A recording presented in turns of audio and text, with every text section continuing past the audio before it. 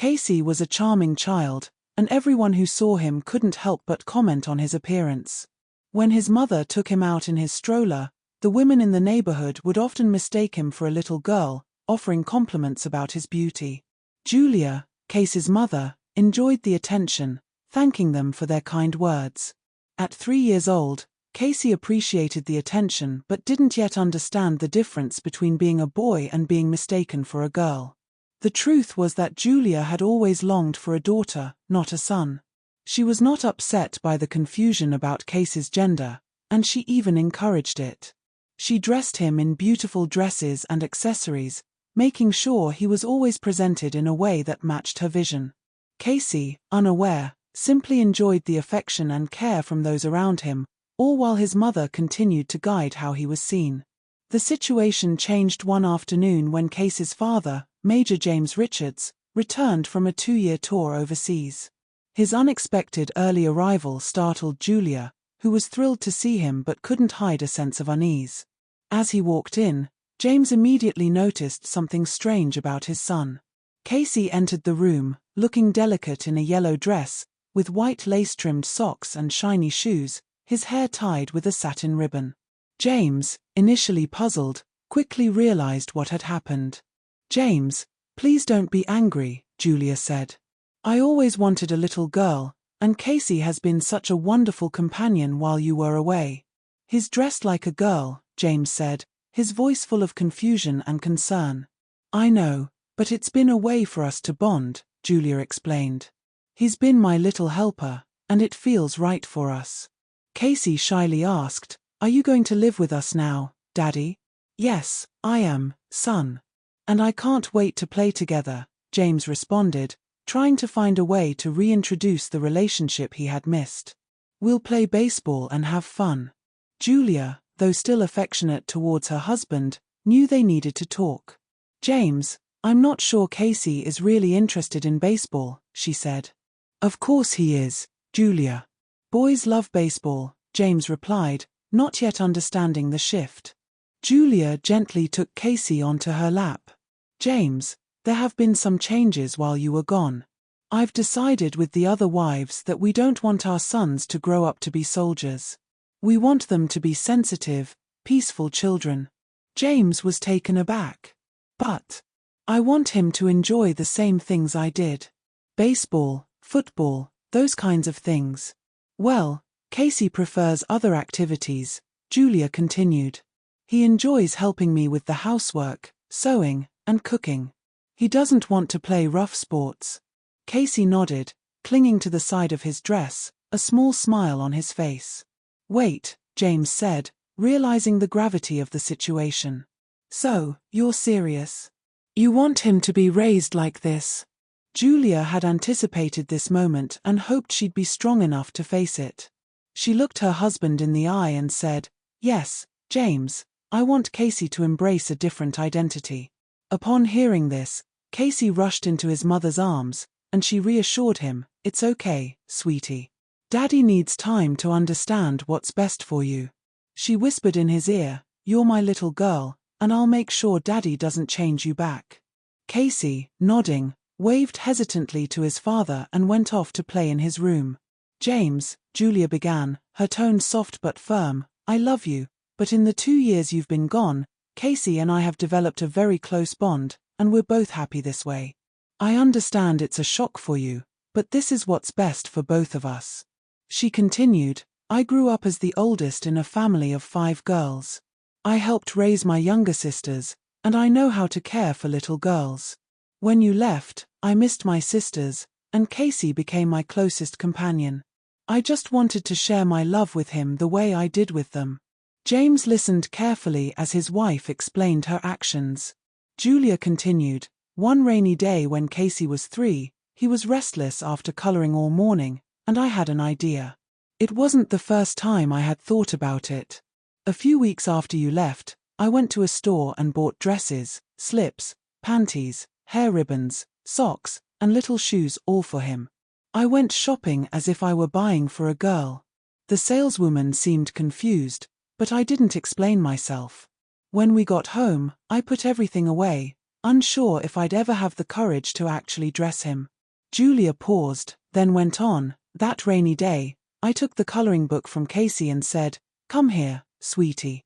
I told him I had a special surprise for him." His little eyes lit up, and I showed him the new items I had bought, a pink pair of lace-trimmed panties. James was captivated as he listened to her recount the moment.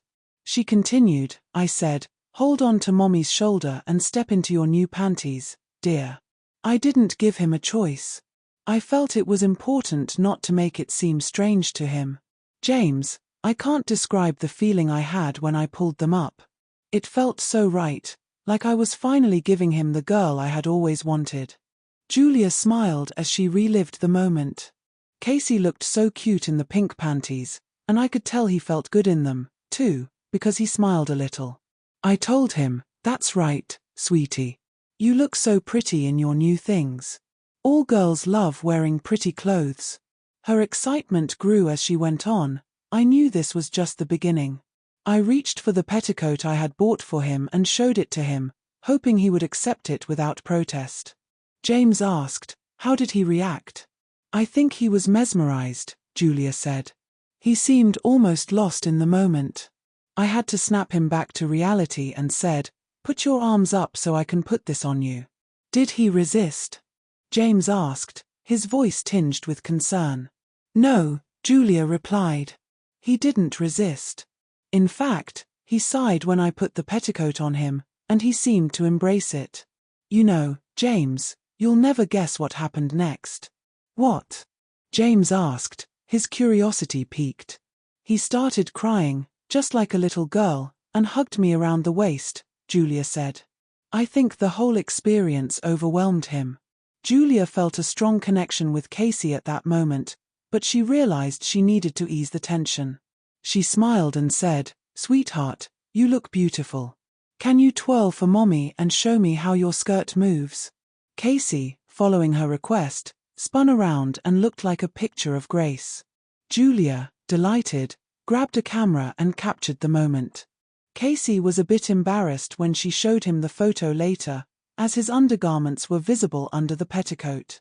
As Julia continued her story, Major Richards listened carefully, intrigued by his wife's recount of Casey's early experiences. He could tell that Julia loved their child deeply, but he also sensed that her desire for a daughter had become all-consuming, possibly leaving Casey with little say in the matter. Determined to understand Casey's perspective, Major Richards decided it was time to speak directly with him, but for now, he let Julia continue. Julia went on, "After Casey was dressed in his petticoat and panties, I was eager to put a dress on him. I told him how beautiful he looked in the petticoat but reminded him that every girl wore a pretty dress over it. He nodded, and I gently put a pink satin dress with an organza overlay on him. It had delicate beaded appliques and a large bow at the waist. I zipped it up and, when he was all set, he truly looked like a little princess. I was so happy I couldn't hold back my tears." Major Richards, still processing everything, listened as Julia shared her feelings. She had hoped to ease him into the situation, but her early return had caught them off guard. Now, it was time for Major Richards to speak with Casey. He asked Julia to call their son. "Casey, sweetheart, come out here," Julia called. Casey emerged, holding a doll, and Major Richards was taken aback by how tenderly his son held it, looking so natural in the dress. Casey, still a bit shy around his father, walked over to stand beside Julia. He had spent so much time with her that he wasn't used to being around men. He whispered to his mother, "Mommy, am I still going to be a girl now that Daddy's home?" Julia whispered back, "Of course, sweetie. You'll always be Mommy's girl. Promise me, Mommy," Casey asked. "Yes, darling, I promise," she reassured him. Major Richards, sensing the deep bond between mother and child, said, "Let's not keep any more secrets. I'm part of this family too." Julia, a bit surprised by his words, looked at James and said, "I think you really understand now, don't you? You see how important this is to me." James smiled, then asked Casey, "Come here, son." Reluctantly, Casey walked over to his father. James, trying to make sense of the situation, said, "Casey, I see you've grown close to Mommy. You dress like her, act like her, and seem to be a girl like her. I need you to answer me truthfully. Do you want to be a little girl?" Casey, who had just turned 4, nodded and said, "Yes, Daddy, I want to be a girl just like Mommy." James, still processing, replied, "But Casey, if you want to be a girl, that means you'll have to stay that way. You can't switch back and forth." Julia watched with hope as James questioned their son. James continued, "If you're going to be a girl, you'll wear dresses, skirts, and nightgowns like Mommy. We'll let your hair grow long, and you'll be treated like a young lady, always polite and ladylike. Is that what you want?" Casey replied, "Yes, Daddy," and, to their surprise, he made a small curtsy. Julia was overjoyed. James seemed to understand, and she knew their family would find happiness raising their new little girl. That night, she dressed Casey in a soft pink nightgown and matching panties, handed him his doll, and tucked him into bed. Casey felt loved and content, knowing he would always have the care and attention of his parents, along with the things he loved. Epilogue: as Casey grew into a well-behaved preteen and teenager, his parents remained supportive. Enrolled in an all-girls school, Casey embraced the lessons of femininity and made his parents very proud. Julia never grew tired of hearing, "Thank you, Mommy, for making me a girl." Don't forget to join me on Patreon for exclusive content,